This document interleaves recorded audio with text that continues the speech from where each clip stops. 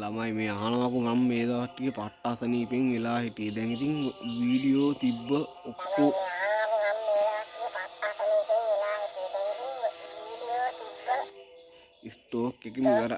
Stock එකම ඉවරයි. දැන් උදේ පාන්දර නැගිටලා අපි දෙන්නත් එක්ක ඉතින් මහන්සි වෙවි වීඩියෝ අඩුම තරමින්